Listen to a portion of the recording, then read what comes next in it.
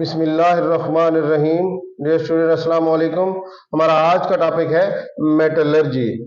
Metallurgy हम कहते हैं कि ऐसा प्रोसेस जिसमें हम ओर से प्योर मेटल हासिल करते हैं उसे मेटलर्जी कहते हैं।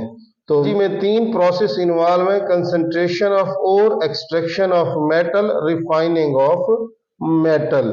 ये पहले दो इसके जो प्रोसेस हैं हम अपनी पिछली दो वीडियोस में देख चुके हैं। अगर आपने वो मेरी वीडियो नहीं देखी तो डिस्क्रिप्शन में उस वीडियो के लिंक मौजूद है, आप पहले वो वीडियोस देख लें ताकि आपको ये मेटलर्जी का जो टॉपिक है वो क्लियरली समझ आ जाए। उम्मीद है आपने वो वीडियो देखी हुई होंगी। तो आज हम देखते हैं कि रिफाइनिंग ऑफ मेटल क्या है। जो इसका थर्ड प्रोसेस है मेटलर्जी का वो है रिफाइनिंग ऑफ मेटल। तो हम देखते हैं कि रिफाइनिंग ऑफ मेटल क्या है।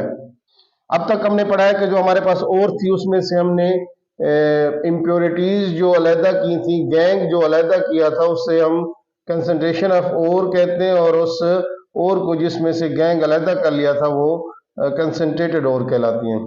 फिर उस कंसंट्रेटेड ओर से हमने एग्जांपल ली थी हम कॉपर मेटल की।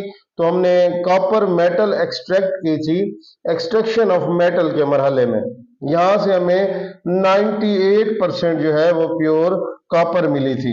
नेक्स्ट है रिफाइनिंग ऑफ मेटल। अब इस 98% कॉपर को 100% या हम कहते हैं नियर टू 100% हमने इसको प्योर करना है। प्योरिफिकेशन ऑफ मेटल जो है उसे हम रिफाइनिंग ऑफ मेटल भी कहते हैं। इसमें हम क्या करते हैं कि वैसे बहुत से मेथड है रिफाइनिंग ऑफ मेटल के, लेकिन जो मोस्ट कॉमन है वो इलेक्ट्रोलाइसिस है, यानी हम करंट गुजारते हैं। इलेक्ट्रोलाइटिक रिफाइनिंग ऑफ मेटल हम देखते हैं। इसमें हम करंट गुजारते हैं इस मेटल में से जिससे ये प्योर हो जाती है। होता क्या है कि एक बहुत बड़ा इलेक्ट्रोलाइटिक टैंक होता है हमारे पास, उसमें हम इलेक्ट्रोड इस्तेमाल करते हैं। इलेक्ट्रोड्स हम कहते हैं ऐसे मटेरियल होते हैं जिनमें से करंट गुजर सकता है, यानी ये करंट के अच्छे कंडक्टर होते हैं। तो इलेक्ट्रोड्स हम जानते हैं वो दो किस्म के होते हैं। एक जो होता है जिसे हम एनोड कहते हैं और दूसरा होता है कैथोड। इस प्रोसेस में हम जो एनोड है वो जो हमारे पास 98% प्योर कॉपर हासिल हुई थी एक्सट्रैक्शन के मरहले से, वो जो कॉपर है उसे हम एनोड के तौर पर इस्तेमाल करते हैं। यानी हम कहते हैं इम्प्योर कॉपर। जो हमारी कॉपर एक्सट्रैक्शन से हमें मिले थी वो इम्प्योर कॉपर होती है, तो वो इम्प्योर कॉपर का हम एनोड इस्तेमाल करते हैं। ये एनोड है और ये हम कहते हैं कि इम्प्योर कॉपर का है जो हमारे पास एक्सट्रैक्शन से हमें हासिल हुई थी, इम्प्योर कॉपर। और जो हमारा कैथोड होता है, ये कैथोड हम कहते हैं कि हम प्योर कॉपर का, ये प्योर कॉपर है। अगर मैं यहाँ स्पेलिंग मेंशन कर दूं तो ये प्योर कॉपर, यहाँ पे भी हम कॉपर की स्पेलिंग लिख देते हैं। ये हमारा कैथोड है। कहीं से भी मार्केट में से हम प्योर कॉपर ले लेते हैं, प्योर कॉपर को हम कैथोड के तौर पे इस्तेमाल करते हैं। ये हर मेटल के नहीं होता, जो भी मेटल हम प्योर कर रहे होते हैं ये हम कहते हैं कि उसी मेटल की हम एनोड और कैथोड इस्तेमाल करते हैं। तो क्योंकि यहाँ हम कॉपर को प्योरीफाई कर रहे हैं तो इसलिए हमने कैथोड जो है वो कॉपर का लिया है, प्योर कॉपर का। अब क्या है कि इस कंटेनर में ये जो हमारे पास टैंक है, इस टैंक में हम उसी मेटल का, जो मेटल हम प्योर कर रहे हैं उसी मेटल का हम साल्ट इस्तेमाल करते हैं। तो यहाँ पे क्योंकि हम कॉपर इस्तेमाल प्योरीफाई कर रहे हैं तो हम यहाँ इस्तेमाल करते हैं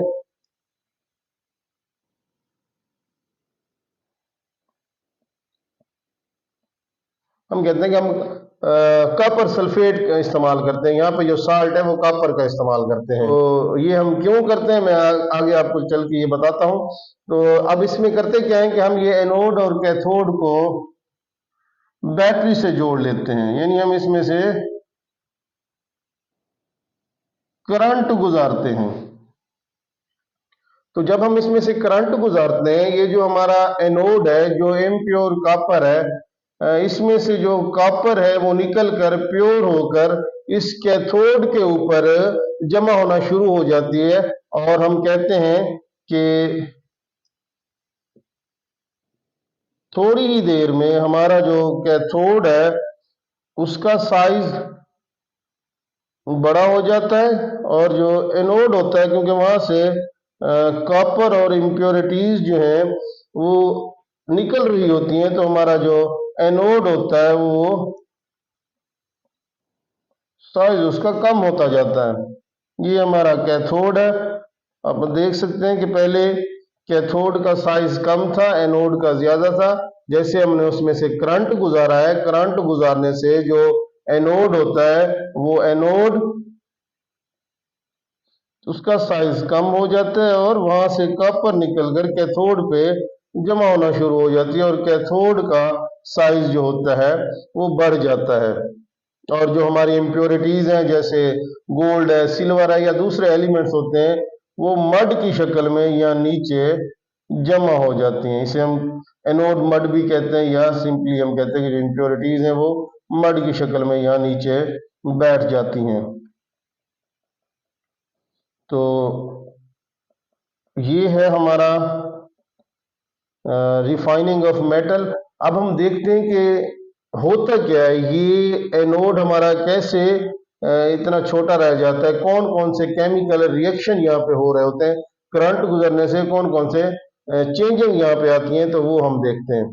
तो जैसे ही हम करंट गुजारते हैं, होता क्या है कि ये जो एनोड में हम देखते हैं, करंट जाने से एनोड पे जो हमारा इम्प्योर कॉपर है, मेटल की जो इम्प्योर कॉपर है जो कि एटम की शक्ल में होता है, जैसे ही इसमें से करंट गुजरता है तो ये आयन की शक्ल में आ जाती है। कॉपर जो है ये आयन बन जाता है, और यानी इसमें से हम कहते हैं कि दो इलेक्ट्रॉन जो हैं वो खारिज हो जाते हैं। अब ये इलेक्ट्रॉन, क्योंकि बेसिकली करंट भी तो फ्लो ऑफ इलेक्ट्रॉन हम कहते हैं, तो ये उसी करंट में शामिल हो जाते हैं, ये बहना शुरू हो जाते हैं। यहाँ एनोड से ये इलेक्ट्रॉन पहुंच जाते हैं कैथोड पे, और ये जो हमारी कॉपर है, ये कॉपर हम कहते हैं कि यहाँ से निकलकर ये अब आयन बन के इस सोल्यूशन में आ जाती है। ये कॉपर, ये इस सोल्यूशन से फिर हम कहते हैं करंट तो मुसलसल यहाँ से गुजर रहा होता है, ये कॉपर जो है यहाँ से फिर आयोनिक शक्ल में कैथोड पे जब पहुंचती है, यहाँ से ये दो इलेक्ट्रॉन हासिल कर लेती है। कैथोड पे क्या तब्दीली होती है कि ये जो हमारे पास आयोनिक फॉर्म है कॉपर की, ये यहाँ कैथोड पे पहुंचकर यहाँ से दो इलेक्ट्रॉन जज्ब करती है, और बाद में ये प्योर कॉपर यानी एटम की शक्ल में आ जाती है, और ये प्योर कॉपर इस कैथोड पे जमा होना शुरू हो जाती है। और इसी तरह ये प्रोसेस चलता रहता है, यहाँ से कॉपर निकलकर प्योरीफाई होकर यहाँ पे हम कहते हैं कि जमा होना शुरू हो जाती है। हमारा ये नोड आहिस्ता आहिस्ता खत्म हो जाता है, और कैथोड क्या है ये साइज में बढ़ता जाता है, क्योंकि कॉपर यहाँ पे जमा हो रही होती है, और जो हमारी इम्प्योरिटीज होती हैं वो यहाँ नीचे नोड के नीचे, या हम कहते हैं कि सोल्यूशन में बैठती जाती है नीचे। तो इस तरह हम प्योर कॉपर हासिल कर सकते हैं। तो हम सोल्यूशन क्यों इसी कप मेटल का लेते हैं, या हम जो साल्ट है वो इसी मेटल का क्यों लेते हैं, उसकी रीजन ये, फॉर एग्जांपल हम यहाँ पे इस्तेमाल कर लेते हैं कि हम कहते हैं कि आयरन सल्फेट अगर हम इस्तेमाल कर लें, आयरन सल्फेट अगर हम इस्तेमाल करेंगे तो जब भी इसमें से करंट गुजरता है, यानी इसकी जो आयोनाइजेशन होगी, ब्रेक डाउन होगी, तो ये जो आयरन होगा ये हम कहते हैं कि ये भी आयन की शक्ल में हो सकता है, या तो हम कहते हैं कि iron might be a chance के यहाँ हमारे कैथोड पे जमा होना शुरू हो जाए, वो फिर से हमारी कॉपर इम्प्योर हो जाएगी। या फिर हम कहते हैं कि जो हमारा कॉपर है वो कॉपर इस सल्फेट के साथ भी रिएक्ट कर सकता है, जिस वजह से ये रिएक्शन में तब्दीली हो सकती है। इस तरह हमें जो है वो प्योर कॉपर हम कहते हैं कि मिलेगी नहीं। जिस भी मेटल की हम प्योरिफिकेशन कर रहे होते हैं, सोल्यूशन जो है वो उसी मेटल के साल्ट का होना लाजमी है, इसलिए हम यहाँ पर हम कॉपर सल्फेट का सोल्यूशन इस्तेमाल करते हैं, और ये हम कहते हैं कि ये प्योर कॉपर जो है ये 99.9% तक प्योर कॉपर होती है। तो ये था ओवरऑल हमारा मेटलर्जी था कि हम ओर से किस तरह प्योर कॉपर हासिल करते हैं। तो ये तीनों स्टेप्स हमारे कंप्लीट हो गए। उम्मीद है आपको ये टॉपिक क्लियरली समझ आ गया होगा। अगर आपका कोई क्वेश्चन है इस टॉपिक के रिलेटेड तो कमेंट में जरूर आप पूछ सकते हैं, इंशाल्लाह मैं जरूर आपको इसका जवाब दूंगा। जी थैंक यू।